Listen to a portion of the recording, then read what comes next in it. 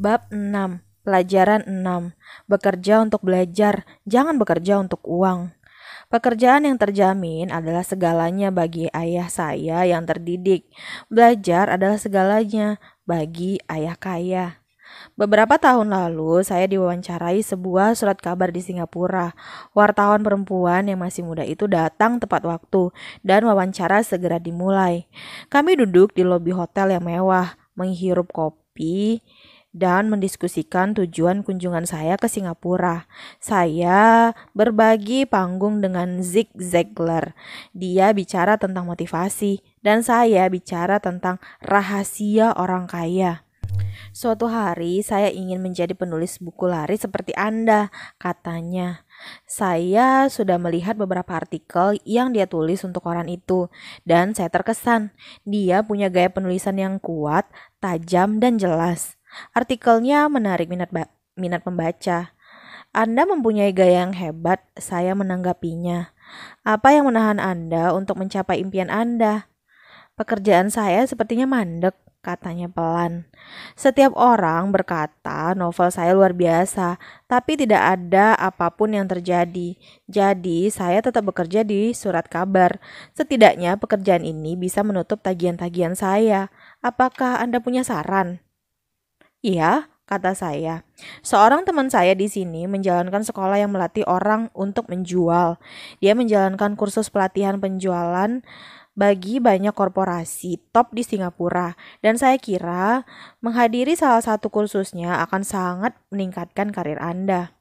Dia terlihat berpikir keras. Apakah Anda berkata saya harus pergi ke sekolah untuk belajar menjual? Saya mengangguk. Anda tidak serius, kan? Saya kembali mengangguk. Apa salahnya? Saya balik bertanya. Dia sepertinya tersinggung, dan sekarang saya berharap saya tadi tidak mengatakan apa-apa. Dalam usaha membantunya, saya mendapati diri membela saran saya. Saya memiliki gelar master dalam sastra Inggris. Mengapa saya harus belajar menjadi seorang penjual? Saya seorang profesional. Saya bersekolah untuk dilatih dalam sebuah profesi, sehingga saya tidak harus menjadi penjual. Saya benci penjual. Mengapa?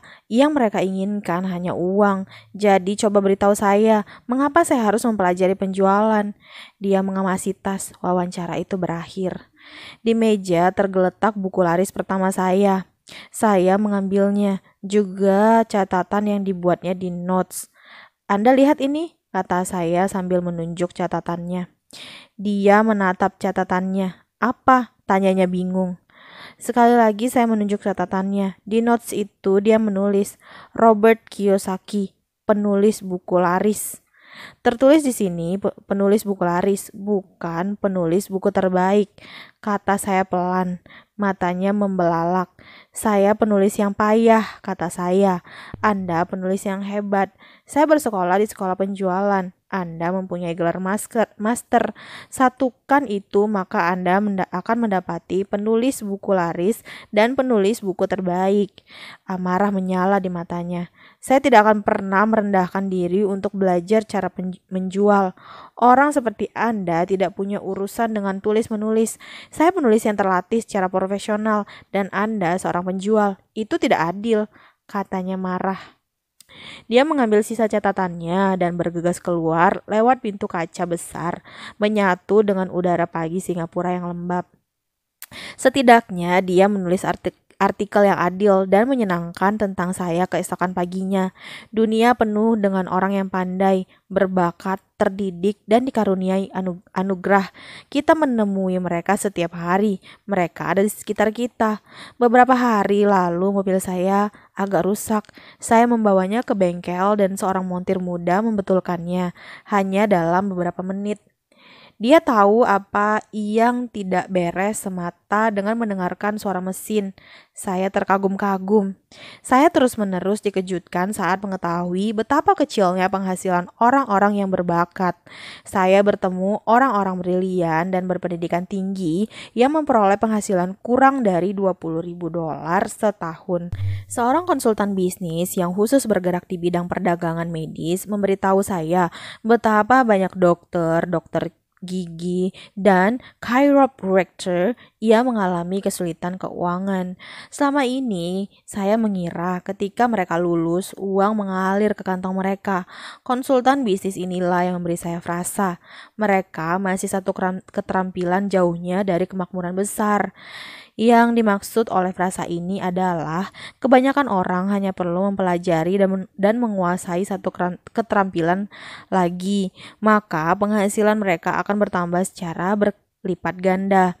Saya sudah mengatakan bahwa kecerdasan keuangan adalah sinergi dari akuntansi, investasi, pemasaran, dan undang-undang. Menggabungkan keempat keterampilan teknis tersebut dan menghasilkan uang dari uang adalah hal yang lebih mudah daripada yang diyakini oleh kebanyakan orang. Bila menyangkut uang, satu-satunya keterampilan yang paling diketahui oleh kebanyakan orang adalah bekerja keras. Contoh klasik sinergi keterampilan adalah penulis muda untuk surat kabar itu. Kalau dia rajin mempelajari keterampilan menjual dan memasarkan, penghasilannya akan melonjak secara dramatis. Kalau saya jadi dia, saya akan mengikuti kursus penulisan iklan dan penjualan. Lalu bukannya bekerja di surat kabar, saya akan mencari pekerjaan di biro iklan. Bahkan kalaupun gajinya lebih kecil, dia akan belajar cara berkomunikasi dengan jalan pintas yang digunakan dalam iklan yang berhasil. Dia juga akan meluangkan waktu untuk mempelajari humas, suatu keterampilan yang penting. Dia akan belajar cara memperoleh uang jutaan dalam publikasi gratis. Lalu pada malam hari dan akhir pekan, dia bisa menulis novelnya yang hebat. Ketika novel itu selesai, dia akan lebih mampu menjualnya. Lalu dalam waktu singkat, dia bisa menjadi penulis buku laris. Ketika saya pertama kali datang dengan buku pertama saya, If You Want to Be Rich and Happy, Don't Go to School. Sebuah penerbit menyarankan saya mengubah judulnya menjadi The Economics of Education. Saya berkata kepada penerbit itu bahwa dengan judul seperti itu, saya akan menjual 2 buku, satu ke keluarga saya dan satu ke sahabat saya. Masalahnya, mereka berharap saya memberikannya secara gratis. Judul jelek If You Want to Be Rich and Happy, Don't Go to School dipilih karena kami tahu hal itu akan mendapat ratusan publikasi. Saya pro pendidikan dan percaya pada perbaikan pendidikan. Kalau tidak, mengapa saya terus mendesak untuk mengubah sistem pendidikan kita yang kuno? Jadi, saya memilih judul yang akan membuat saya muncul di lebih banyak acara TV dan radio, semata karena saya ingin menjadi kontroversial. Banyak orang berpikir saya kacangan, tapi buku itu terus terjual. Ketika saya lulus dari US Merchant Marine Academy pada tahun 1969, ayah saya yang berpendidikan merasa senang. Standard Oil di California mempekerjakan saya sebagai mualim ketiga di armada kapal tangki minyaknya. Upahnya kecil dibandingkan dengan teman sekelas saya, tapi lumayan untuk pekerjaan real pertama setelah lulus kuliah. Gaji pertama saya sekitar $40.000 setahun, termasuk lembur, dan saya harus bekerja selama 7 bulan. Saya punya 5 bulan masa liburan. Kalau mau, saya bisa ikut berlayar ke Vietnam dengan perusahaan pengapalan tambahan dan dengan mudah menggandakan upah saya, bukannya mengambil liburan selama 5 bulan. Ada karir yang bagus di depan mata saya, tapi saya mengundurkan diri setelah 6 bulan bekerja di perusahaan tersebut dan bergabung dengan Korps Marinir untuk belajar menerbangkan pesawat. Ayah saya yang berpendidikan sangat terpukul. Ayah kaya memberi saya ucapan selamat. Di sekolah dan tempat kerja, gagasan tentang spesialisasi adalah hal yang populer untuk menghasilkan lebih banyak uang atau dipromosikan. Anda perlu menjadi spesialis. Itu sebabnya dokter medis langsung mulai mencari spesialisasi seperti ortopedi atau anak. Hal sama berlaku untuk akuntan, arsitek, pengacara, pilot, dan lain-lain. Ayah saya yang berpendidikan meyakini dogma itu. Itu sebabnya dia sangat senang ketika akhirnya meraih gelar doktoral.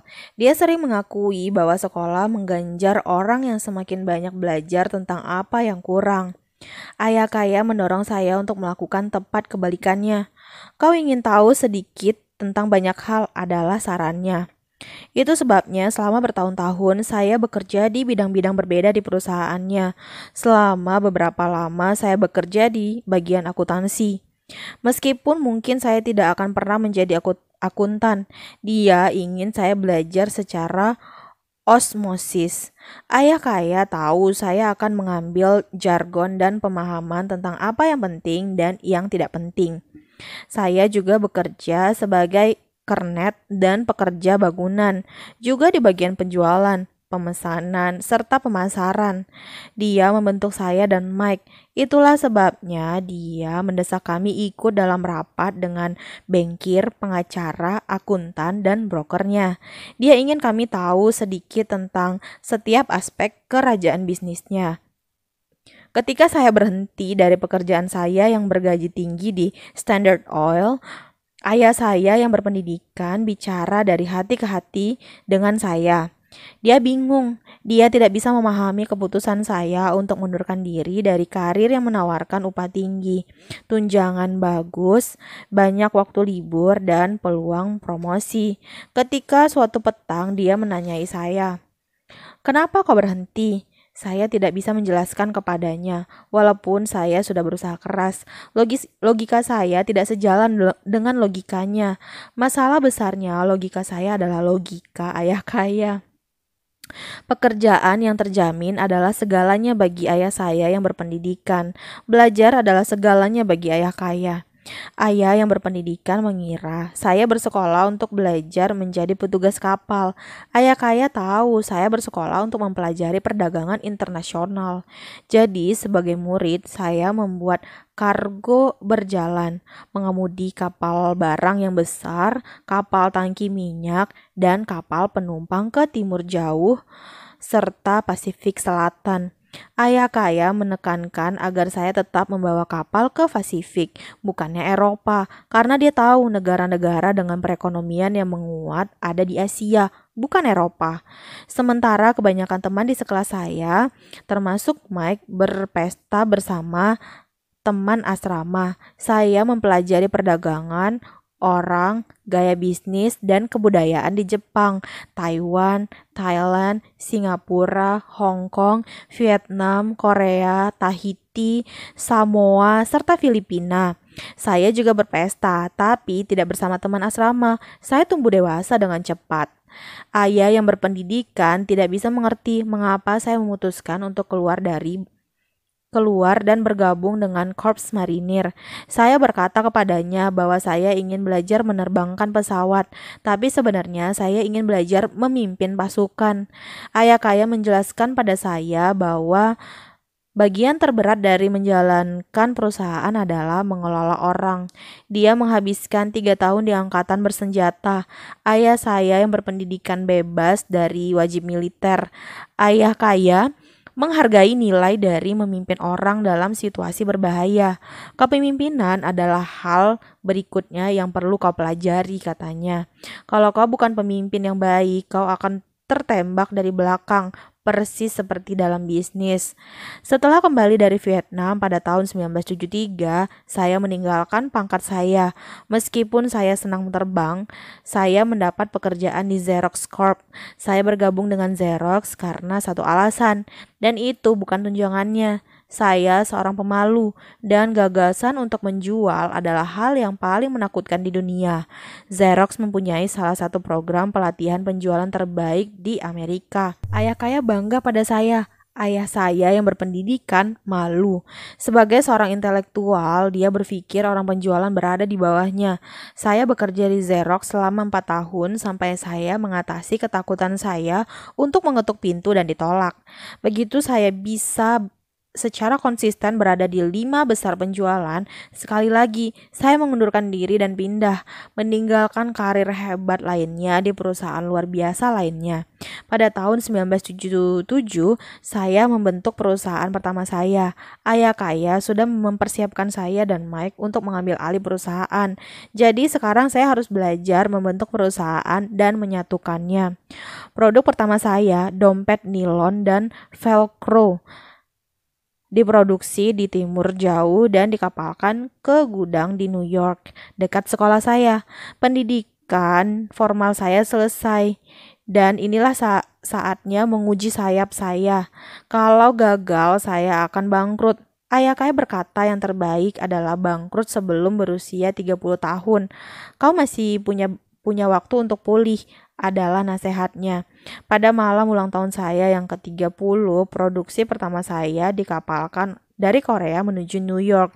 Sekarang saya masih berbisnis secara internasional, dan seperti yang disarankan oleh ayah kaya, saya tetap mencari negara-negara dengan perekonomian yang mulai menguat.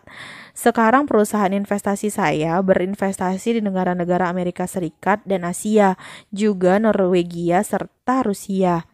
Ada pepatah tua yang berbunyi, job atau pekerjaan adalah akronim dari just over broke atau tepat di atas bangkrut. Sayangnya menurut saya hal itu berlaku bagi jutaan orang karena sekolah tidak menganggap kecerdasan keuangan sebagai kecerdasan. Kebanyakan pekerja hidup dalam batas kemampuan mereka. Mereka bekerja dan mereka membayar tagihan. Ada teori manajemen mengerikan lainnya yang mengatakan para pekerja bekerja cukup keras agar tidak dipecat, dan pemilik membayar secukupnya supaya para pekerja tidak keluar. Kalau Anda melihat skala pembayaran kebanyakan perusahaan, sekali lagi saya akan mengatakan bahwa pernyataan itu ada benarnya.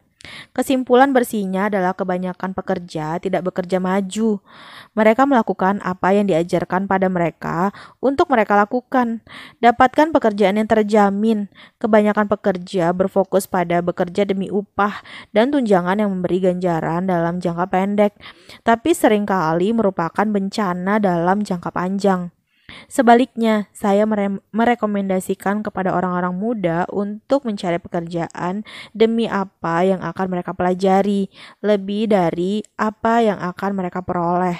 Lihatlah keterampilan apa yang ingin mereka miliki sebelum memilih suatu profesi khusus dan terjebak dalam balap tikus.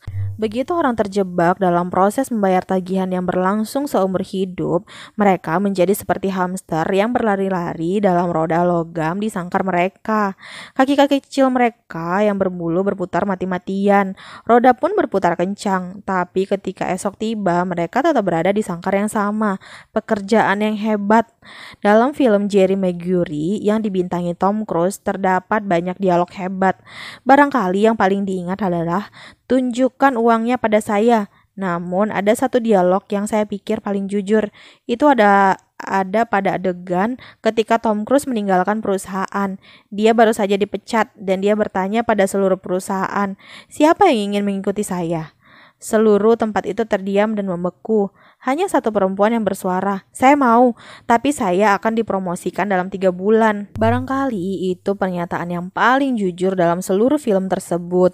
Itu tipe pernyataan yang digunakan orang untuk selalu membuat diri mereka sibuk bekerja guna melunasi tagihan.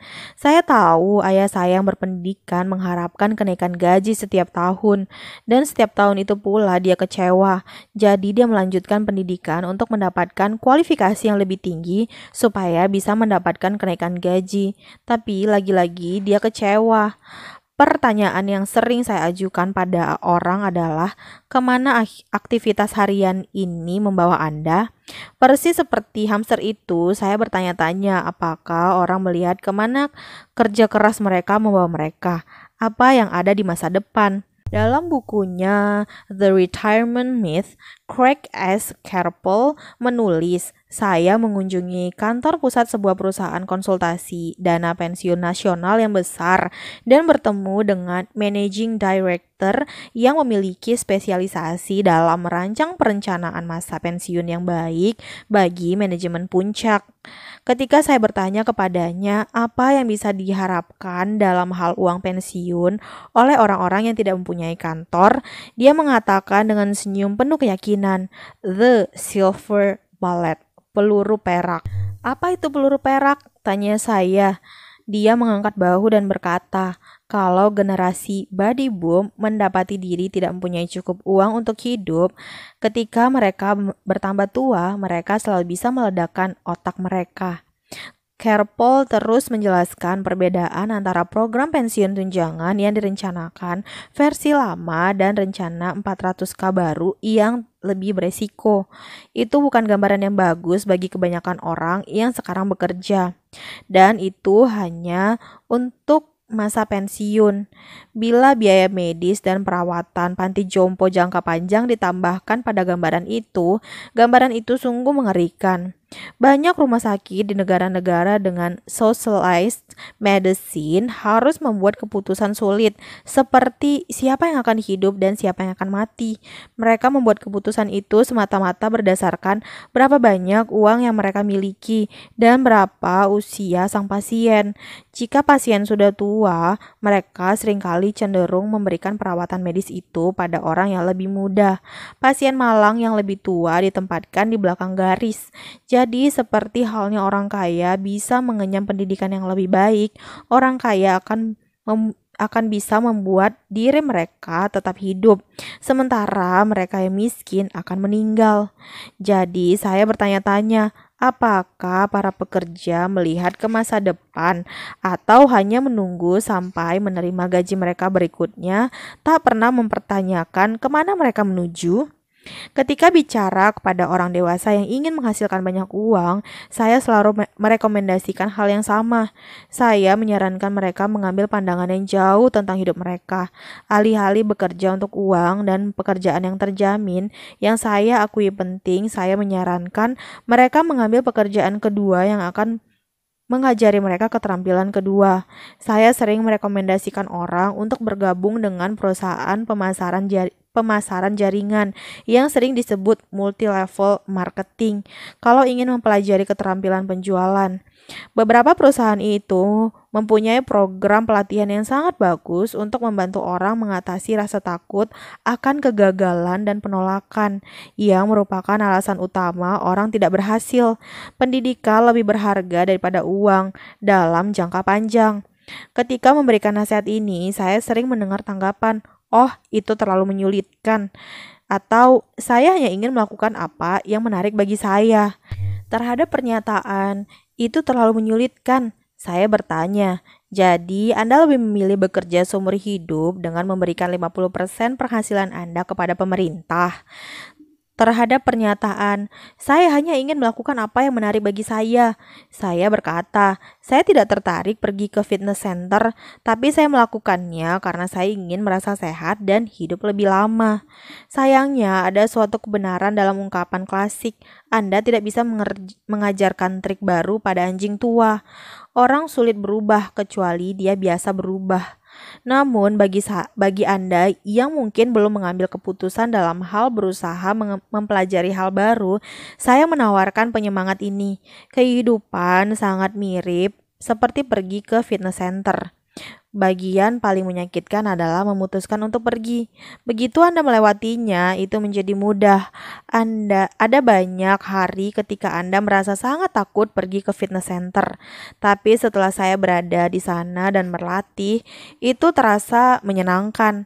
Setelah selesai berlatih, saya selalu merasa senang karena berhasil membujuk diri saya untuk melakukannya. Jika Anda tidak mau berusaha mempelajari hal baru dan bersikeras untuk menjadi sangat terspesialisasi dalam bidang Anda, pastikan perusahaan tempat Anda bekerja membentuk serikat pekerja. Serikat pekerja dirancang untuk melindungi para spesialis. Ayah saya yang berpendidikan setelah kalah dalam pemilihan gubernur menjadi kepala persatuan guru di Hawaii. Dia mengatakan kepada saya itu pekerjaan tersulit yang pernah dia pegang. Di lain pihak, ayah kaya menghabiskan hidupnya berusaha sebisa mungkin menjaga agar perusahaan-perusahaannya tidak memiliki serikat pekerja. Dia berhasil. Sekalipun perserikatan itu nyaris terbentuk, ayah kaya selalu mampu mengalahkannya. Secara pribadi, saya tidak berpihak karena saya bisa melihat kebutuhan dan manfaat dari kedua belah pihak. Jika Anda melakukan apa yang direkomendasikan sekolah, jadilah orang yang sangat spesialis. Setelah itu, carilah perlindungan serikat pekerja. Sebagai contoh, jika meneruskan karir sebagai penerbang, saya akan mencari perusahaan yang mempunyai serikat penerbang yang kuat. Mengapa? Karena hidup saya akan diabdikan untuk mempelajari keterampilan yang berharga dalam satu industri saja. Jika saya dipaksa keluar dari industri itu, keterampilan hidup saya tidak akan memiliki nilai yang sama tingginya untuk industri lain. Seorang pilot senior yang dipecat dengan 10.000 jam terbang yang padat serta berpenghasilan 150.000 dolar setahun akan sangat sulit mendapat pekerjaan mengajar di sekolah dengan upah yang setara. Keterampilan tidak bisa berpindah dari satu industri ke industri lain karena keterampilan yang membuat pilot itu dibayar dalam industri penerbangan tidak memiliki arti sepenting itu dalam katakanlah sistem pendidikan. Hal sama berlaku bahkan bagi para dokter saat ini. Dengan segala perubahan dalam ilmu kedokteran, banyak spesialis medis perlu menyesuaikan diri dengan organisasi medis seperti HMO. Para guru sekolah jelas perlu menjadi anggota serikat guru. Di Amerika sekarang ini, serikat guru merupakan serikat pekerja terbesar dan terkaya dari semua serikat. National Education Association atau NIE memiliki pengaruh politik yang luar biasa besar. Para guru membutuhkan perlindungan atas serikat mereka karena keterampilan mereka juga memiliki nilai yang terbatas dalam industri di luar pendidikan. Jadi, aturan pertamanya adalah sangat terspesialisasi lalu cari serikat pekerja. Itu hal yang cerdik untuk dilakukan. Ketika saya bertanya pada kelas yang saya ajar, berapa banyak dari kalian yang bisa membuat hamburger yang lebih enak daripada McDonald's? Hampir semua murid mengangkat tangan. Saya lalu bertanya, jadi kalau kebanyakan dari kalian bisa membuat hamburger yang lebih enak, bagaimana bisa McDonald's menghasilkan uang lebih banyak daripada kalian? Jawabannya jelas, McDonald's sangat hebat dalam sistem bisnis. Alasan kenapa begitu banyak orang berbakat itu miskin adalah karena mereka memfokuskan diri membangun hamburger yang lebih enak dan hanya tahu sedikit atau sama sekali tidak tahu tentang sistem bisnis. Seorang teman saya di Hawaii adalah seniman hebat. Dia menghasilkan uang dalam jumlah yang cukup besar. Suatu hari pengacara ibunya menelpon untuk memberitahu bahwa ibunya meninggalkan 35.000 dolar untuknya. Itu yang tersisa dari harta ibunya setelah pengacara dan pemerintah mengambil bagian mereka. Dia segera melihat peluang untuk meningkatkan bisnisnya dengan menggunakan sejumlah uang itu untuk beriklan. 2 bulan kemudian, iklan pertamanya dalam 4 warna seukuran 1 halaman penuh muncul di sebuah majalah mahal yang menargetkan pembaca dari kalangan orang-orang yang sangat kaya. Iklan itu tayang selama 3 bulan. Dia tidak menerima tanggapan dari iklan itu dan semua warisannya habis. Sekarang dia ingin menuntut majalah itu karena penyajian yang keliru. Itu kasus umum tentang seseorang yang bisa membuat hamburger yang enak, tapi hanya tahu sedikit tentang bisnis. Ketika saya bertanya kepadanya apa yang dia pelajari, jawabannya hanyalah orang periklanan itu bajingan. Kemudian saya bertanya, apakah dia bersedia mengikuti kursus penjualan dan kursus pemasaran langsung. Jawabannya, saya tidak punya waktu dan saya tidak mau membuang uang saya. Dunia ini penuh dengan orang berbakat yang miskin. Terlalu sering terjadi mereka miskin atau mengalami kesulitan keuangan atau mendapat penghasilan yang kurang dari yang bisa mereka dapatkan. Bukan karena apa yang mereka ketahui, tapi karena apa yang tidak mereka ketahui. Mereka berfokus menyempurnakan keterampilan mereka membuat hamburger yang lebih enak daripada keterampilan menjual dan menjanjikan hamburger. Mungkin McDonald's tidak membuat hamburger terbaik, tapi mereka adalah yang terbaik dalam menjual dan menyajikan hamburger. Ayah miskin ingin saya menjadi spesialis. Itulah pandangannya tentang cara agar saya mendapat gaji lebih besar. Bahkan setelah diberitahu oleh Gubernur Hawaii bahwa dia tidak bisa bekerja lagi sebagai pegawai negeri, ayah saya yang berpendidikan terus mendorong saya untuk menjadi terspesialisasi. Ayah saya yang berpendidikan lalu berjuang bersama serikat guru mengampanyekan perlindungan dan tunjangan lebih lanjut bagi para profesional yang memiliki keterampilan tinggi dan berpendidikan itu. Kami sering beradu argumentasi, tapi saya tahu dia tidak pernah menyetujui bahwa spesialisasi yang berlebihan adalah penyebab perlunya perlindungan serikat. Dia tidak pernah mengerti bahwa semakin Anda terspesialisasi, semakin Anda terjebak dan bergantung pada spesialisasi itu. Ayah kaya menasihati agar saya dan Mike mempersiapkan diri kami sendiri. Banyak korporasi melakukan hal yang sama. Mereka merekrut orang muda yang cemerlang, lulusan sekolah bisnis, dan mulai mempersiapkannya agar suatu hari nanti mengambil alih perusahaan tersebut. Jadi karyawan muda yang cemerlang ini tidak terspesialisasi di satu departemen. Mereka dipindah dari satu departemen ke departemen lain untuk mempelajari semua aspek sistem bisnis.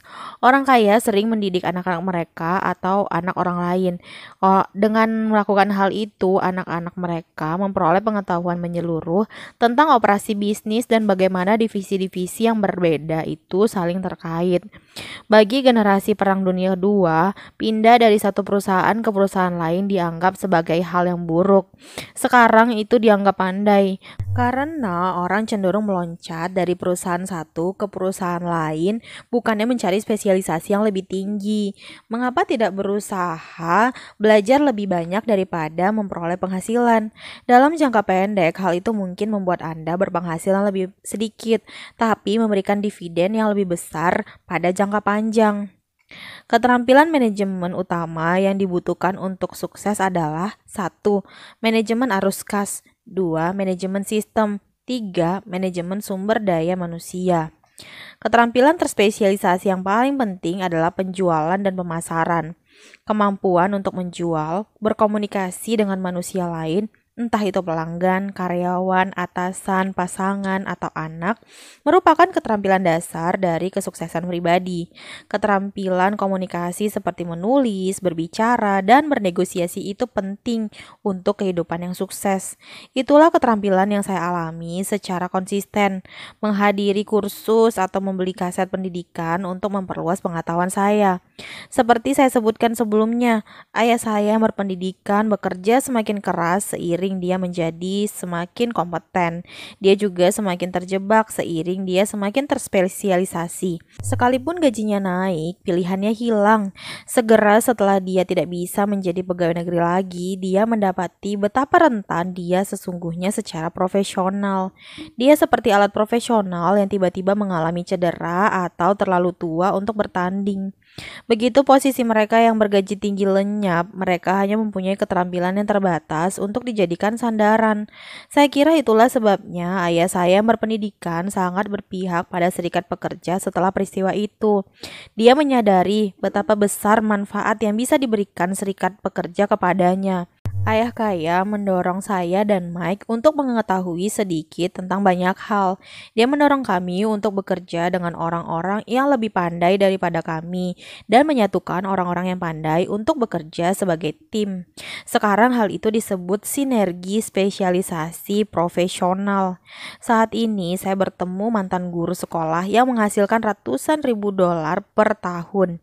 Mereka memiliki penghasilan sebesar itu karena memiliki keterampilan yang terspesialisasi di bidang mereka dan bidang lain. Mereka bisa mengajar, juga menjual dan memasarkan. Saya tahu tidak ada keterampilan lain yang lebih penting daripada menjual dan memasarkan. Keterampilan menjual dan memasarkan itu sulit bagi kebanyakan orang, terutama karena mereka takut ditolak.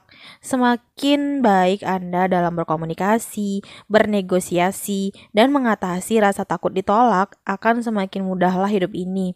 Seperti saya menasihati koresponden surat kabar yang ingin menjadi penulis buku laris, saat ini saya menasihati orang lain tentang hal yang sama. Menjadi terspesialisasi secara teknis memiliki kekuatan dan kelemahannya. Saya punya banyak teman yang jenius, tapi mereka tidak bisa berkomunikasi secara efektif dengan orang lain, dan sebagai akibatnya penghasilan mereka sangat kecil. Saya menasihati mereka agar menyisihkan waktu setahun untuk belajar menjual. Bahkan kalau mereka tidak mendapat apa-apa dari periode waktu itu, keterampilan komunikasi mereka akan meningkat. dan itu tak ternilai harganya. Sebagai tambahan dari menjadi pembelajar, penjual, dan pemasar yang baik, kita perlu menjadi guru sekaligus murid yang baik. Agar bisa benar-benar kaya, kita harus bisa memberi sekaligus menerima.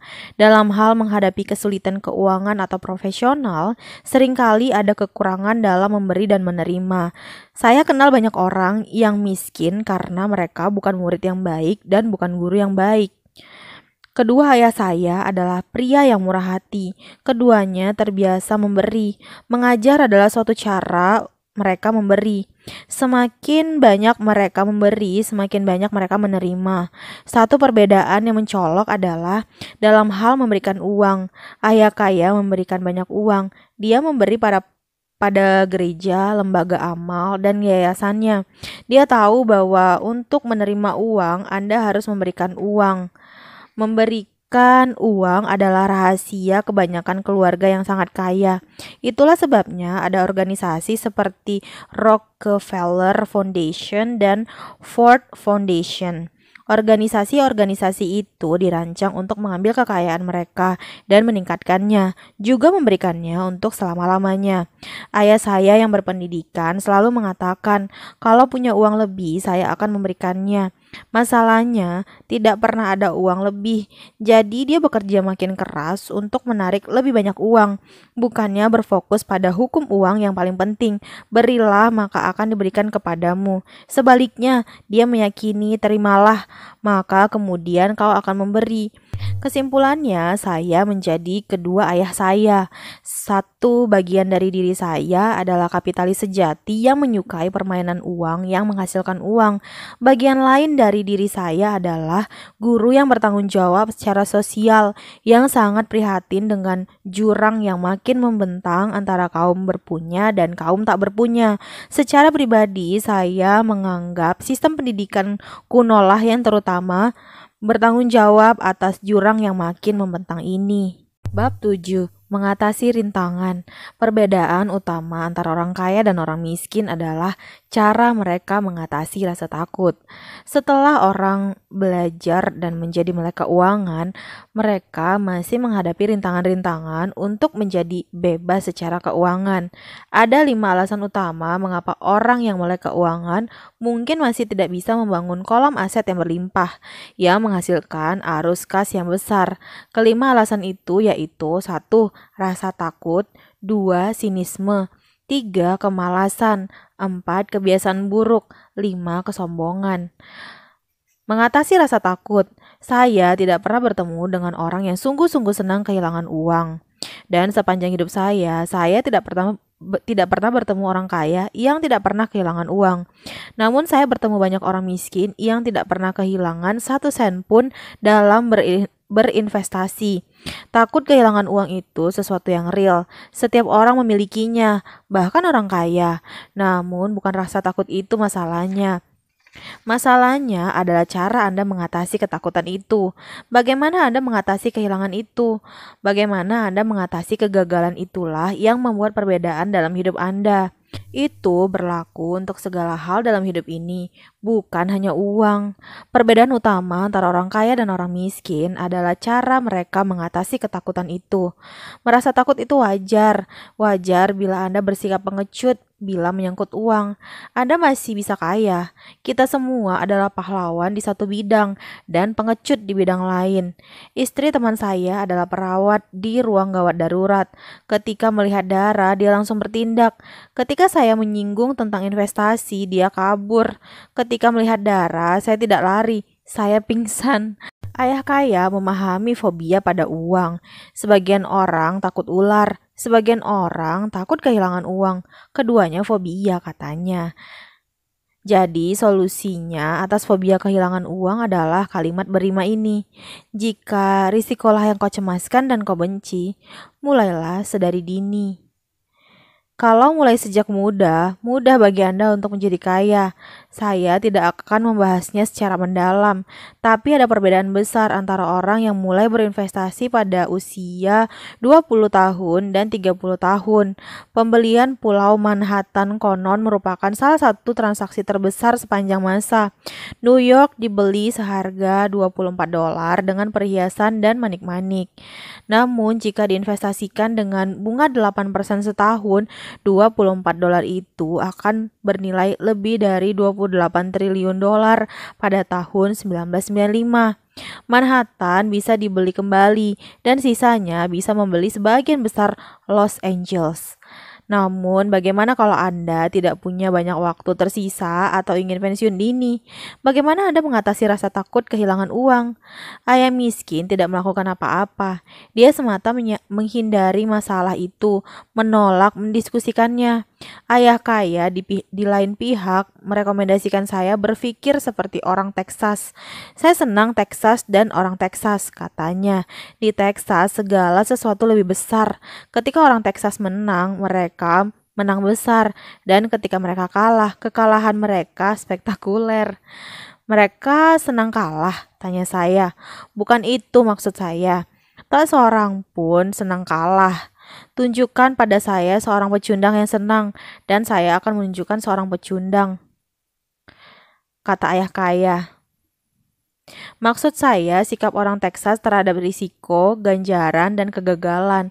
Cara mereka menghadapi hidup. Mereka menjalani hidup secara maksimal. Tidak seperti kebanyakan orang di sekitar sini. Hidup seperti kecoa dalam hal uang. Takut bila seseorang menyorotkan sinar padanya dan menggerutu ketika kasir toko kurang mengembalikan uang mereka beberapa sen. Ayah kaya terus menjelaskan, yang paling saya sukai adalah sikap Texas. Mereka bangga ketika menang dan mereka membual ketika kalah. Orang Texas punya pepatah, kalau Anda akan bangkrut, jangan tanggung-tanggung. Kau tidak mau mengakui bahwa kau bangkrut gara-gara rumah murah. Dia terus-menerus memberitahu saya dan Mike bahwa alasan terbesar kurangnya keberhasilan keuangan adalah karena kebanyakan orang bermain terlalu aman. Orang begitu takut kehilangan sehingga mereka kalah. Begitu katanya. Frank Tarkenton, gelandang NFL yang pernah hebat, mengatakannya dengan cara lain. Menang berarti tidak takut kalah. Dalam hidup saya sendiri, saya memperhatikan bahwa kemenangan biasanya mengikuti kekalahan. Sebelum akhirnya bisa mengendarai sepeda, pertama-tama saya jatuh berulang kali. Saya tidak pernah bertemu pegolf yang tidak pernah kehilangan bola golf. Saya tidak pernah bertemu orang yang jatuh cinta yang tidak pernah patah hati. Dan saya tidak pernah bertemu orang kaya yang tidak pernah kehilangan uang. Jadi, bagi kebanyakan orang, alasan mereka tidak menang secara keuangan adalah karena rasa sakit akibat kehilangan uang jauh lebih besar daripada kegembiraan karena menjadi kaya.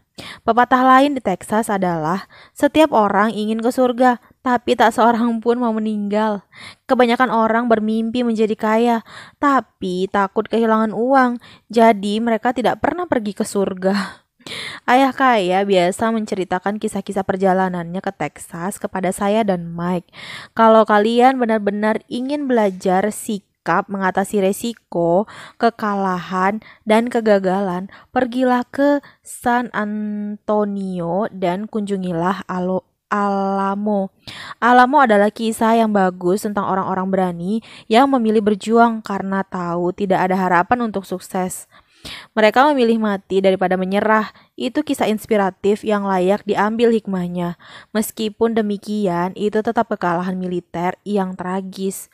Itu adalah suatu kegagalan. Jadi, bagaimana orang Texas mengatasi kegagalan? Mereka tetap berteriak, "Ingatlah Alamo." Saya dan Mike banyak mendengar kisah ini. Dia selalu menceritakan kisah ini ketika dia akan melakukan kesepakatan bisnis besar dan merasa gugup. Setelah dia melakukan semua riset yang diperlukan dan tiba saatnya menutup kesepakatan atau melepaskannya, dia menceritakan kisah itu kepada kami. Setiap kali dia takut melakukan kesalahan atau kehilangan uang, dia menceritakan kisah itu kepada kami. Hal itu memberinya kekuatan karena mengingatkannya bahwa dia selalu bisa mengubah kekalahan keuangan menjadi kemenangan keuangan. Ayah kaya tahu kegagalan hanya akan menjadikannya lebih kuat dan lebih pandai. Bukan berarti dia ingin kalah. Dia hanya tahu siapa dirinya dan bagaimana dia akan menerima kekalahan. Dia akan menerima kekalahan dan menjadikannya kemenangan. Itulah yang menjadikannya pemenang, sementara yang lain menjadi pecundang. Itu memberinya keberanian untuk melintasi batas ketika orang lain mundur. Itulah sebabnya saya sangat menyukai orang Texas. Mereka menerima kegagalan besar dan mengubahnya menjadi inspirasi, juga objek wisata yang menghasilkan jutaan dolar. Namun, mungkin kata-katanya yang paling berarti bagi saya sekarang adalah orang Texas tidak mengubur kegagalan mereka. Mereka menarik inspirasi dari kegagalan itu. Mereka menerima kegagalan mereka dan mengubahnya menjadi teriakan kemenangan. Kegagalan menginspirasi orang Texas untuk menjadi pemenang, tapi formula itu bukan hanya formula bagi orang Texas, itu formula bagi semua pemenang. Saya sudah menyinggung bahwa jatuh dari sepeda adalah bagian dari belajar mengendarai sepeda. Saya ingat bahwa jatuh justru membuat saya makin bertekad untuk belajar mengendarainya. Bukan mengurangi tekad saya. Saya juga berkata bahwa saya tidak pernah bertemu pemain golf yang tidak pernah kehilangan bola. Bagi pegolf profesional top, kehilangan bola atau kalah dalam turnamen memberinya inspirasi untuk menjadi lebih baik, berlatih lebih keras, belajar lebih banyak. Itulah yang menjadikan mereka lebih baik. Bagi pemenang, kekalahan memberi mereka inspirasi. Bagi pecundang, kekalahan mengalahkan mereka. Saya suka mengutip John D. Rockefeller yang berkata, "Saya selalu berusaha mengubah setiap bencana menjadi peluang." Dan sebagai orang Amerika keturunan Jepang, saya bisa mengatakan ini. Banyak orang berkata, Pearl Harbor adalah kesalahan Amerika. Saya berkata, itu kesalahan Jepang. Dari film Tora Tora Tora, Laksamana Jepang yang muram berkata kepada bawahannya yang bersorak-sorai, "Saya khawatir kita telah membangunkan raksasa yang sedang tidur." Ingatlah Pearl Harbor menjadi teriakan kemenangan. Slogan itu mengubah kekalahan terbesar Amerika menjadi alasan untuk menang. Kekalahan besar itu memberi Amerika kekuatan, dan Amerika segera bangkit sebagai kekuatan dunia. Kekalahan memberi inspirasi bagi pemenang, dan kekalahan mengalahkan pecundang itu. Itu rahasia terbesar para pemenang. Itu rahasia yang tidak diketahui oleh pecundang. Rahasia terbesar pemenang adalah bahwa kekalahan memberi inspirasi untuk menang. Karenanya mereka tidak takut kalah. Mengulang kutipan Frank Tarkenton, menang berarti tidak takut kalah. Orang seperti Frank Tarkenton tidak takut kalah karena mereka tahu siapa diri mereka. Mereka benci kalah, jadi mereka tahu bahwa kekalahan hanya akan menginspirasi mereka untuk menjadi lebih baik. Ada perbedaan besar antara membenci kekalahan dan takut kalah. Kebanyakan orang begitu takut kehilangan uang sehingga mereka kehilangan uang mereka. Mereka bangkrut gara-gara rumah murah. Secara keuangan, mereka terlalu main aman dan menjalani hidup dengan cara yang terlalu kecil. Mereka membeli rumah besar dan mobil besar, tapi bukan investasi besar. Alasan utama lebih dari 90% penduduk Amerika mengalami kesulitan keuangan adalah mereka bermain untuk tidak kalah. Mereka tidak bermain untuk menang. Mereka menemui perencana keuangan atau akuntan atau pialang saham dan mereka membeli portfolio yang seimbang. Kebanyakan orang memiliki banyak uang dalam CD atau sertifikat deposito, obligasi dengan imbal hasil rendah, reksadana yang bisa diperdagangkan dalam keluarga reksadana, dan sedikit saham pribadi. Itu portfolio yang aman dan bijaksana. Namun itu bukan portfolio yang menang. Itu portfolio seseorang yang bermain untuk tidak kalah. Jangan salah mengerti. Itu barangkali portfolio yang lebih baik daripada yang dimiliki oleh lebih dari 70% populasi, dan itu menakutkan. Itu portfolio yang bagus bagi orang yang menyukai keamanan. Namun, main aman dan seimbang dalam portfolio investasi Anda bukanlah cara investor yang sukses memainkan permainan itu. Kalau punya sedikit uang dan ingin kaya, Anda pertama-tama harus berfokus, bukan mencari keseimbangan. Jika Anda melihat orang sukses, awalnya mereka tidak seimbang. Orang yang seimbang tidak melangkah kemana-mana. Mereka tetap di satu titik. Untuk membuat kemajuan, pertama-tama Anda harus menjadi tidak seimbang. Lihat saja bagaimana Anda membuat kemajuan dalam berjalan. Thomas Alva Edison tidak seimbang. Dia berfokus. Bill Gates juga tidak seimbang. Dia berfokus. Donald Trump berfokus. George Soros berfokus. George Patton tidak membawa tanknya menjauh. Dia memfokuskan tank-tank itu dan menembakkannya pada titik-titik lemah dalam benteng Jerman. Orang Prancis menjauh dari benteng Maginot dan Anda tahu apa yang terjadi pada mereka. Jika memiliki hasrat apapun untuk menjadi kaya, Anda harus berfokus. Jangan melakukan apa yang dilakukan oleh orang miskin dan kelas menengah, menaruh telur mereka yang sedikit di banyak keranjang. Taruh semua telur Anda di sejumlah kecil keranjang dan fokus. FOCUS. Follow one course until successful. Ikut satu arah sampai berhasil. Kalau Anda benci kalah, bermain amanlah. Kalau kehilangan membuat Anda lemah, bermain amanlah. Lakukanlah investasi yang seimbang. Jika Anda berusia di atas 25 tahun dan takut mengambil resiko, jangan berubah. Bermain amanlah, tapi mulailah sejak dini. Mulailah mengumpulkan kekayaan, karena itu akan membutuhkan waktu. Namun kalau Anda mempunyai mimpi kebebasan untuk keluar dari balap tikus, pertanyaan pertama yang perlu Anda ajukan pada diri sendiri adalah, bagaimana saya menghadapi kekalahan? Kalau kegagalan menginspirasi Anda untuk menang, Anda mungkin harus menyambutnya, tapi hanya mungkin. Jika kegagalan membuat Anda lemah atau menyebabkan Anda marah besar, seperti anak manja yang memanggil pengacara untuk mengajukan tuntutan setiap kali sesuatu tidak sejalan dengan keinginannya, bermain amanlah. Pertahankan pekerjaan harian Anda atau belilah obligasi atau reksadana. Tapi ingat, ada risiko juga dalam kendaraan investasi itu, sekalipun lebih aman. Saya mengatakan semua ini dengan merujuk pada orang Texas dan Frank Tarkenton, karena membangun kolom aset itu sebenarnya mudah. Itu permainan yang tidak menuntut kecerdasan tinggi. Itu tidak membutuhkan pendidikan yang tinggi. Matematika kelas 5 SD pun cukup. Namun membangun kolom aset adalah permainan yang memberikan porsi besar pada sikap. Dibutuhkan keberanian, kesabaran, dan sikap yang baik terhadap kegagalan. Pecundang menghindari kegagalan. Kegagalan mengubah pecundang menjadi pemenang. Ingat saja alammu. Mengatasi sinisme. Langit akan runtuh, langit akan runtuh. Banyak dari kita tahu cerita tentang Chicken Little yang lari berkeliling pekarangan mengingatkan datangnya malapetaka. Kita semua kenal orang-orang seperti itu. Ada Chicken Little atau sikap pengecut dalam diri kita. Seperti saya nyatakan sebelumnya, orang yang sini sebenarnya pengecut. Kita semua mempunyai jiwa pengecut ketika rasa takut dan kekhawatiran menyelimuti pikiran kita.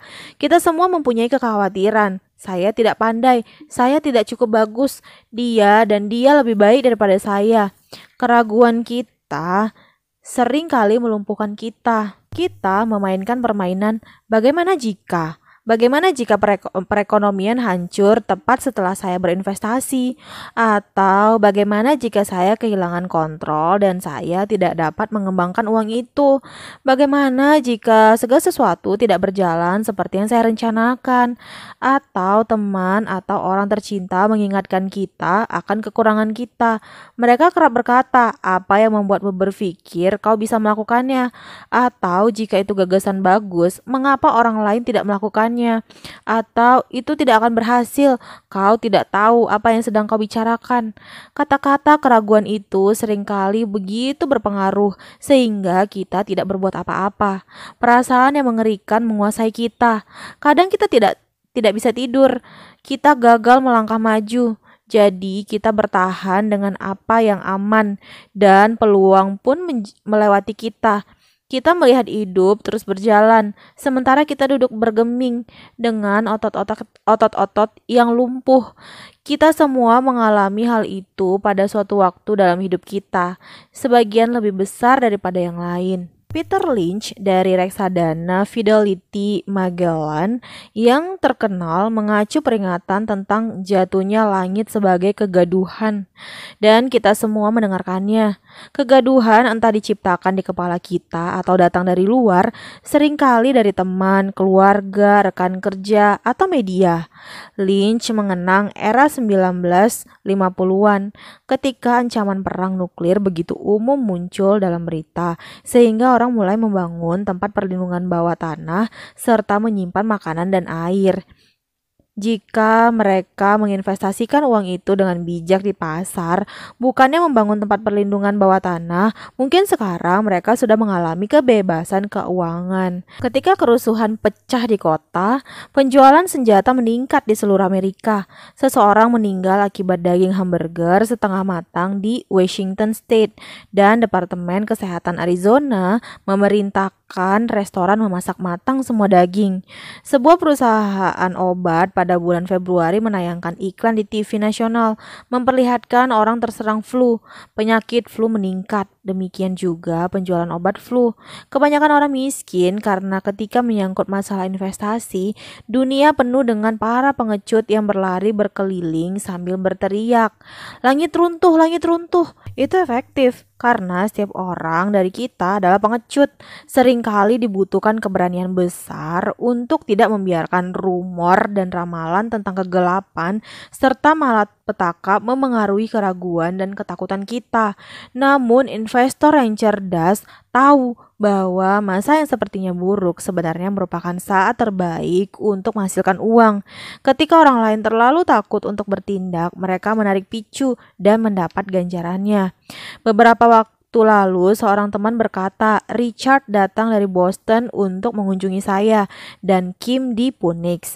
Dia terkesan melihat apa yang telah kami lakukan lewat saham dan real estate. Harga real estate Phoenix sedang lesu. Kami menghabiskan 2 hari bersamanya untuk menunjukkan apa yang menurut kami merupakan peluang yang luar biasa untuk arus kas dan peningkatan modal." Saya dan Kim bukan agen properti. Kami investor. Setelah membentuk sebuah unit dalam suatu lingkungan resort, kami menghubungi seorang agen yang menjualnya kepada Richard sore itu. Harganya hanya $45.000 untuk sebuah rumah dengan 2 kamar tidur. Unit-unit yang sama dihargai $65.000. Dia mendapat harga yang sangat murah. Dengan gembira, dia membeli rumah itu dan kembali ke Boston. 2 minggu kemudian, agen itu menghubungi saya untuk mengatakan bahwa teman kami membatalkan transaksi itu. Saya segera menghubunginya untuk mencari tahu alasannya. Dia mengatakan bahwa dia bicara dengan tetangganya dan tetangganya berkata bahwa itu transaksi yang buruk. Dia membayar terlalu mahal. Saya bertanya pada Richard, apakah tetangganya itu seorang investor? Kata Richard, bukan. Ketika saya bertanya mengapa dia mendengarkan orang itu, Richard bersikap defensif dan semata berkata dia ingin hati-hati. Pasar real estate di Phoenix pulih kembali, dan beberapa tahun kemudian unit itu disewakan seharga $1.000 sebulan dan $2.500 pada puncak musim dingin. Unit itu bernilai $95.000. Richard hanya perlu membayar uang muka $5.000 dan dia akan memiliki modal untuk keluar dari balap tikus. Saat ini dia masih tetap tidak melakukan apa-apa. Mundurnya Richard tak mengejutkan saya. Itu disebut penyesalan pembeli, dan itu memengaruhi kita semua. Si pengecut dalam diri kita menang dan peluang kebebasan lenyap. Dalam contoh lain, saya menyimpan porsi kecil aset saya dalam sertifikat tax lien atau hak gadai oleh pemerintah atas properti real karena pajak yang tidak dibayar. Bukannya sertifikat deposito. Saya memperoleh 16% per tahun, yang jelas lebih tinggi daripada bunga bank yang ditawarkan untuk deposito. Sertifikat itu dijamin oleh real estate dan dijalankan oleh undang-undang negara yang juga lebih baik daripada kebanyakan bank. Formula yang diberikan membuatnya aman. Kekurangannya hanya likuiditas. Jadi saya melihatnya sebagai sertifikat deposito dengan jangka waktu 2 sampai 7 tahun. Hampir setiap kali saya memberitahu seseorang bahwa saya menyimpan uang dengan cara itu, terutama jika mereka menyimpan uang dalam sertifikat deposito, mereka akan memberitahu saya bahwa itu berbahaya. Mereka memberitahu saya bahwa saya tidak boleh melakukannya. Ketika saya bertanya dari mana mereka mendapatkan informasi itu, mereka berkata dari seorang teman atau majalah investasi. Mereka tidak pernah melakukannya dan mereka memberitahu orang yang melakukannya, kenapa orang itu sebaiknya tidak melakukannya. Hasil terendah yang saya cari adalah 16%. Tapi orang yang diliputi keraguan-raguan bersedia menerima imbal hasil yang jauh lebih rendah. Keraguan-raguan itu mahal harganya. Inti yang ingin saya sampaikan adalah bahwa keraguan dan sikap sinis itulah yang membuat kebanyakan orang tetap miskin dan main aman. Dunia nyata menanti Anda untuk menjadi kaya. Hanya keraguan yang membuat orang tetap miskin. Seperti saya katakan, keluar dari balap tikus itu secara teknis mudah. Tidak membutuhkan banyak pendidikan, tapi keraguanlah yang melumpuhkan banyak orang. Orang yang sinis tidak pernah menang, kata ayah kaya. Keraguan dan ketakutan yang tak dikendalikan menciptakan orang yang sinis. Si sinis mengkritik dan pemenang menganalisis adalah ungkapan favorit lainnya. Ayah kaya menjelaskan bahwa kritik membutakan sedangkan analisis membuka mata. Analisis memungkinkan pemenang melihat bahwa kritik itu buta dan melihat peluang yang dilewatkan oleh orang lain. Menemukan apa yang dilewatkan orang lain adalah kunci menuju kesuksesan. Real estate adalah sarana investasi yang paling kuat bagi siapapun yang mencari kebebasan keuangan. Itu alat investasi yang unik. Namun setiap kali saya menyebut real estate sebagai sarana, saya sering mendengar, saya tidak mau memperbaiki toilet. Itulah yang oleh Peter Lynch disebut kegaduhan. Itulah yang oleh ayah kaya disebut omongan orang sinis, orang yang mengkritik dan tidak menganalisis, orang yang membiarkan keraguan dan ketakutan menutup pikiran mereka, bukannya membuka mata mereka. Jadi, ketika seseorang berkata, "Saya tidak mau memperbaiki toilet," saya ingin menyerang balik. Apa yang membuatmu berpikir bahwa saya melakukannya? Mereka berkata toilet lebih penting daripada apa yang mereka inginkan. Saya bicara tentang kebebasan dari balap tikus dan mereka memusatkan perhatian pada toilet. Itulah pola pikir yang membuat kebanyakan orang tetap miskin. Mereka mengkritik, bukannya menganalisis. Saya tidak ingin menahan kunci kesuksesan Anda. Begitu kata ayah kaya. Karena saya juga tidak mau memperbaiki toilet, saya mencari manajer properti yang mau melakukannya. Dan dengan menemukan manajer properti hebat yang mengelola perumahan atau apartemen, arus kas saya meningkat. Namun yang lebih penting lagi, manajer properti yang hebat membuat saya bisa membeli lebih banyak real estate karena saya tidak harus memperbaiki toilet.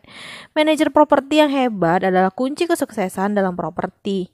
Manajer properti yang hebat seringkali mendengar transaksi yang bagus sebelum agen real estate mengetahuinya, sehingga mereka menjadi semakin berharga. Itulah yang dimaksud oleh ayah kaya dengan saya tidak ingin menahan kunci kesuksesan Anda. Karena saya juga tidak mau memperbaiki toilet, saya memikirkan cara membeli lebih banyak properti dan mempercepat keluarnya saya dari balap tikus.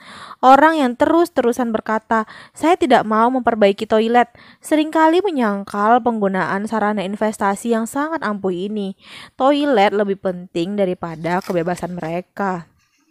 Di bursa saham saya sering mendengar orang berkata, saya tidak ingin kehilangan uang.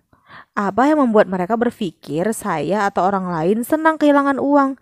Mereka tidak menghasilkan uang karena mereka memilih untuk tidak kehilangan uang. Bukannya melakukan analisis, mereka malah menutup pikiran mereka terhadap sarana investasi lain yang sangat ampuh, bursa saham. Suatu hari saya berkendara bersama seorang teman melewati sebuah pompa bensin di lingkungan kami.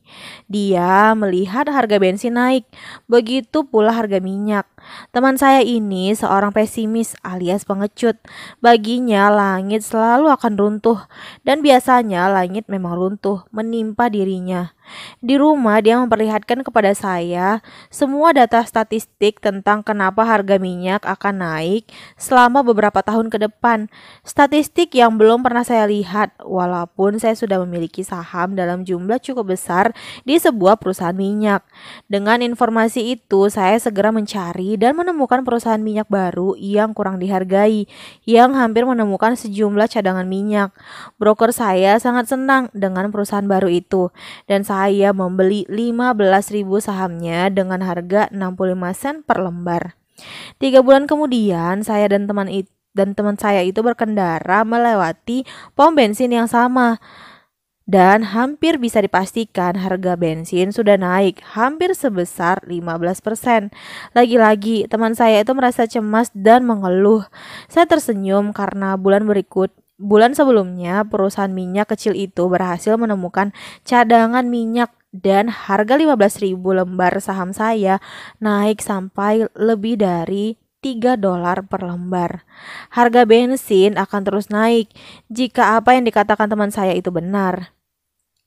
Jika kebanyakan orang mengerti bagaimana sebuah stop bekerja dalam investasi bursa saham, akan ada lebih banyak orang yang berinvestasi untuk menang daripada berinvestasi untuk tidak kalah.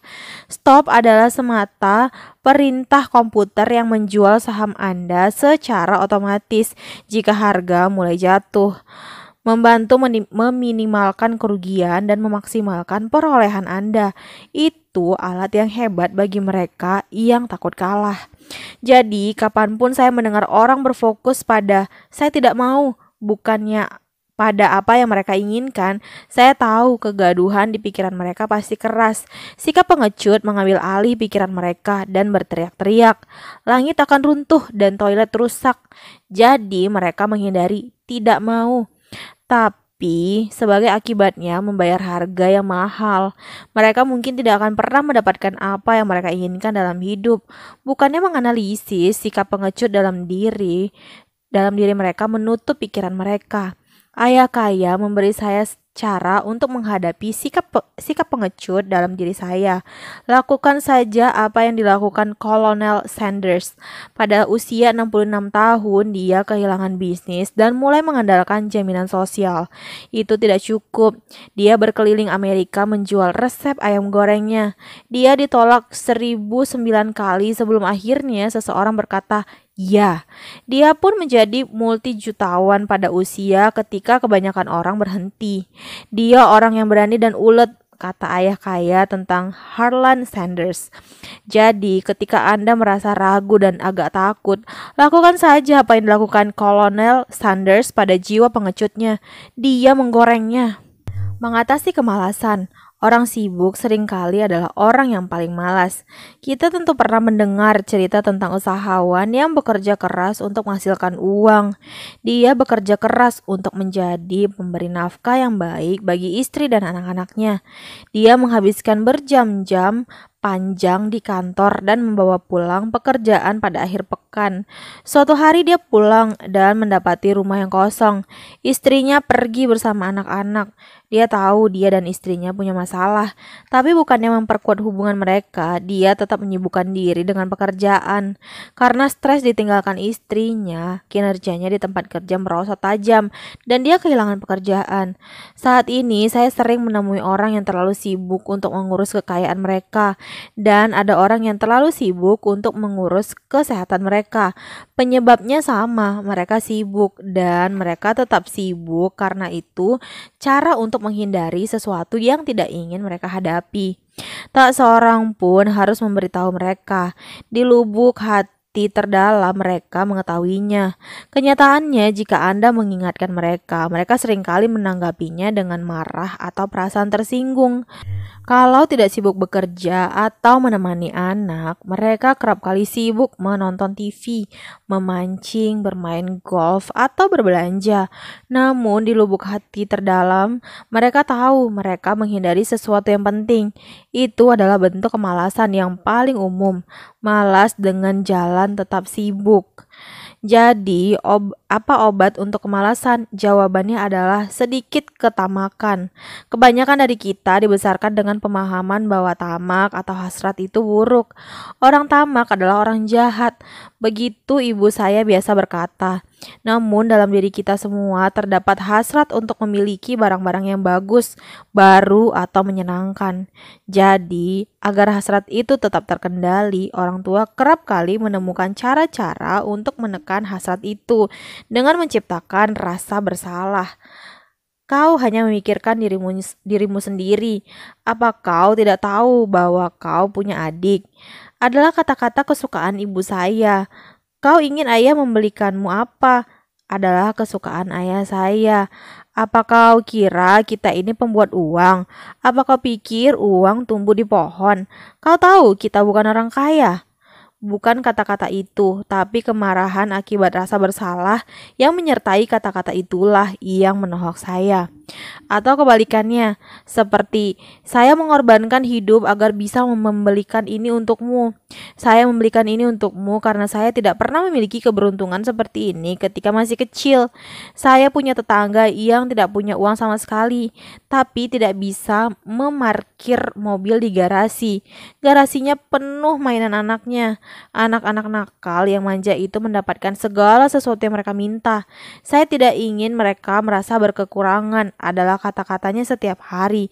Dia tidak menyisihkan apapun untuk dana kuliah mereka atau masa pensiunnya, tapi anak-anaknya memiliki setiap jenis mainan yang pernah dibuat. Baru-baru ini, dia mendapat kartu kredit baru dan mengajak anak-anaknya ke Las Vegas. Saya melakukannya untuk anak-anak, katanya dengan penuh pengorbanan besar. Ayah kaya melarang kata-kata, saya tak mampu membelinya. Di dalam rumah saya, itulah yang saya dengar. Sebaliknya, ayah kaya menuntut anak-anaknya berkata, bagaimana saya bisa membelinya? Dia meyakini kata-kata, saya tak mampu membelinya menutup otak anak. Otak jadi tidak perlu berpikir lagi. Bagaimana saya bisa membelinya? Membuka otak dan memaksanya berpikir serta mencari jawaban. Namun yang paling penting, dia merasa kata-kata saya tak mampu membelinya adalah dusta. Jiwa manusia tahu itu. Jiwa manusia amat sangat kuat. Begitu dia berkata. Dia tahu dia bisa melakukan apapun. Dengan adanya pikiran malas yang berkata, saya tak mampu membelinya. Perang meletus dalam diri Anda. Jiwa Anda marah dan pikiran malas Anda harus mempertahankan kebohongannya. Jiwa Anda berteriak, ayo cepat pergi ke fitness center dan berolahraga. Pikiran yang malas berkata, tapi aku capek, aku bekerja sangat keras hari ini. Atau jiwa Anda berkata, aku muak dan capek menjadi orang miskin. Ayo keluar dari sini dan menjadi kaya. Dan pikiran malas Anda berkata, orang kaya itu serakah. Lagi pula itu terlalu merepotkan.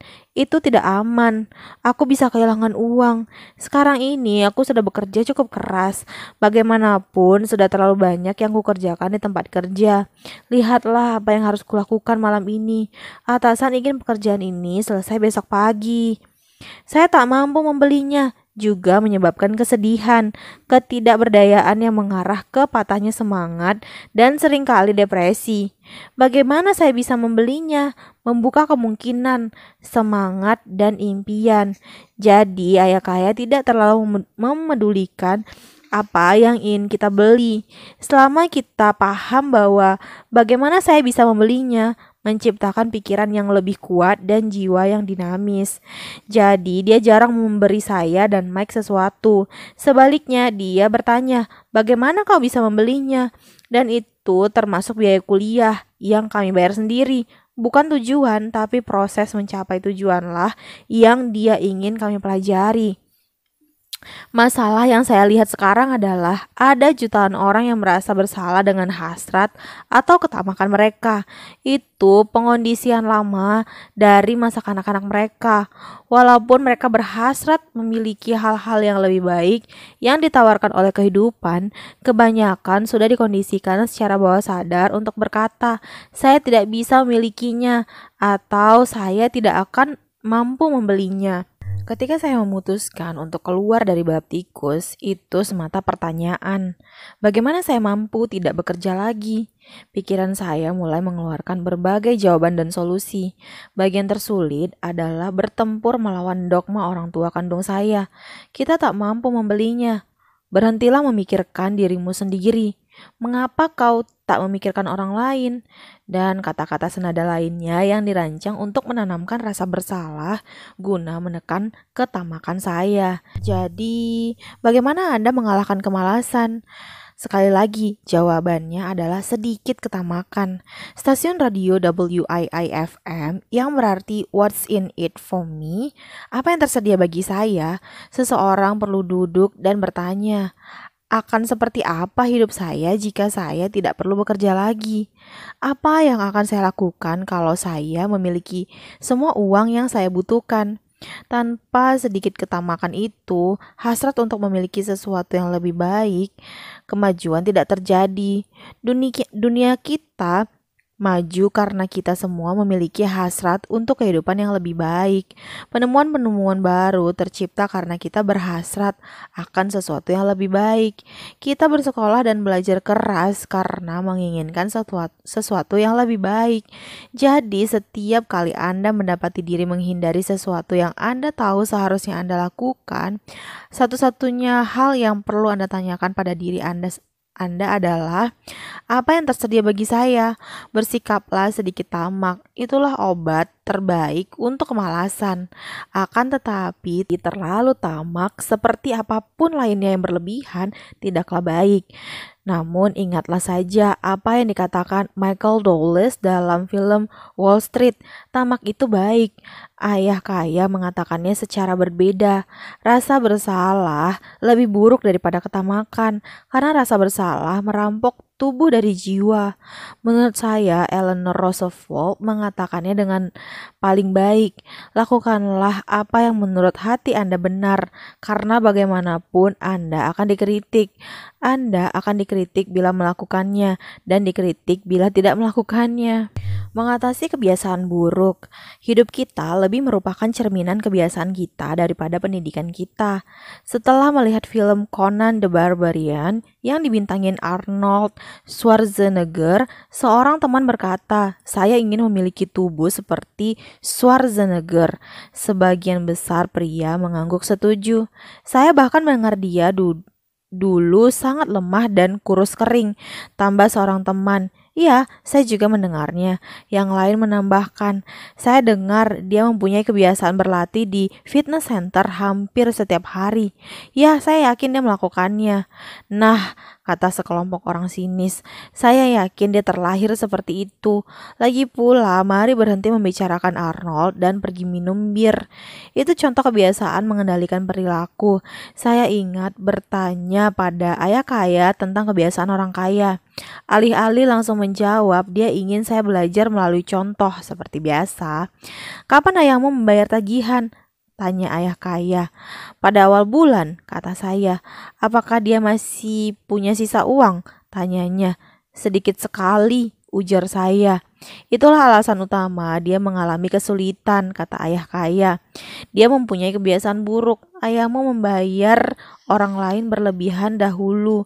Dia membayar dirinya belakangan, tapi hanya kalau uangnya masih tersisa, yang biasanya tidak terjadi," kata saya. "Tapi dia harus membayar tagihan kan? Bapak mau mengatakan bahwa ayah saya seharusnya tidak membayar tagihannya?" "Tentu saja tidak," kata ayah kaya. "Saya meyakini pentingnya membayar tagihan tepat waktu. Hanya saja saya membayar diri saya terlebih dahulu, bahkan sebelum saya membayar pemerintah." "Tapi apa yang terjadi kalau Bapak tidak punya cukup uang?" tanya saya. "Apa yang akan Bapak lakukan?"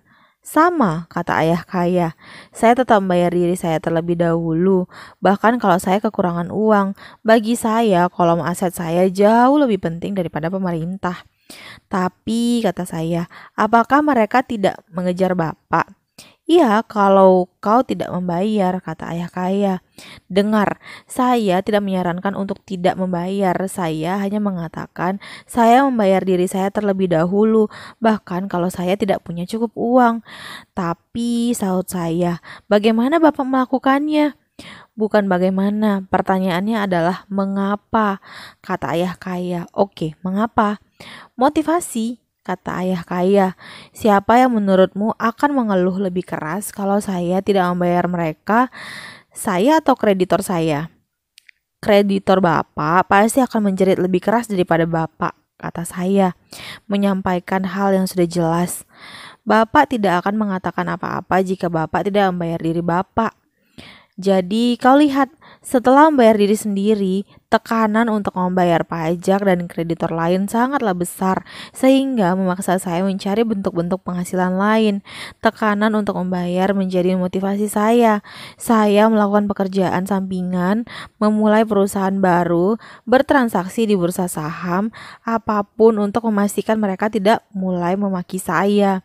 Tekanan itu membuat saya bekerja lebih keras, memaksa saya untuk berpikir, dan paling penting membuat saya lebih cerdik serta aktif dalam hal uang. Kalau saya membayar diri saya belakangan, saya akan merasa tidak ada tekanan, tapi saya akan bangkrut. Jadi rasa takut kepada pemerintah atau orang lain yang Bapak utangi itukah yang memotivasi Bapak? Benar, kata ayah kaya. Kau tahu, penagih utang pemerintah adalah penggertak besar.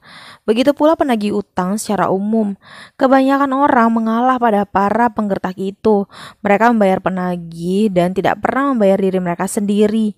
Kau tahu cerita tentang orang lemah seberat 40 kilogram yang wajahnya terkena tendangan pasir?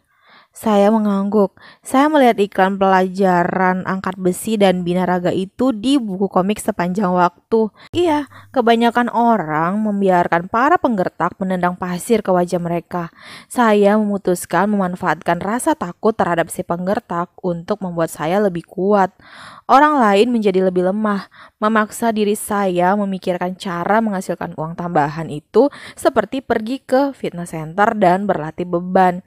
Semakin banyak saya melatih otot uang mental saya, semakin kuatlah saya. Sekarang saya tidak takut pada para penggertak itu. Saya suka dengan apa yang dikatakan ayah kaya.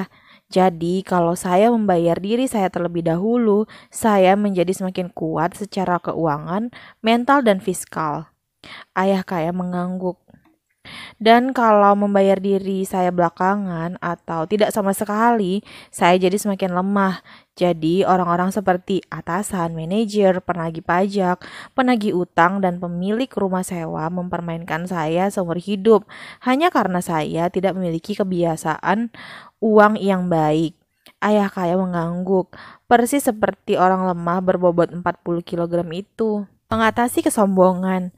Apa yang saya ketahui menghasilkan uang bagi saya?